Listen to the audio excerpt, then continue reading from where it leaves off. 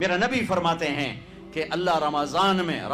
میں سارے آسمان کے فرشتوں سے فرماتا ہے روزے رکھنے والوں کی دعا پر آمین کہو۔ عرش کے فرشتوں سے اللہ فرماتا ہے میری تسبیح چھوڑ دو، رمضان کے روزے رکھنے والوں کی دعا پر آمین کہو، آمین کہو۔ عرش فرش میں گونج اٹھتی ہیں میری دعائیں، میری صدائیں، میرے نوحے، میرے گریے ہلا دیتے ہیں۔ اگر بھوک پیاس میں مزے آ رہے ہوں کہ واہ یا اللہ تو نے کہا تھا نا دیکھ ہم میں بھوک سے بیٹھا ہوں، اس لیے افطار کے وقت دعا کیوں قبول ہے؟ افطار کے وقت کھانا سامنے ہے، پانی سامنے ہے، اور آواز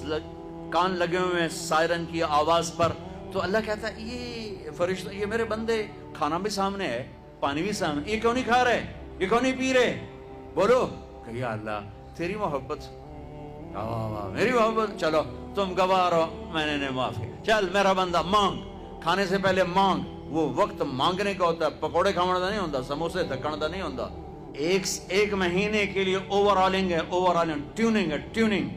تھوڑا کھاؤ، تھوڑا کھاؤ، تھوڑا کھاؤ، ٹھنڈے شربت مت پیو، ٹھنڈے شربت مت پیو افطاری کے وقت، بعد میں پینا تو پی لو، افطاری کے وقت اپنے اوپر ظلم مت کرو، تھوڑی دیر صبر کر کے سادہ پانی پی لو، نماز پڑھ لو، پی لو، جامع شیری پیو، سیون اپ پیو، جو مرضی پیو، ٹھنڈا پیو، گرم پیو، جو مرضی پیو، لیکن عین روزے کے وقت بچو تلی ہوئی چیزوں سے،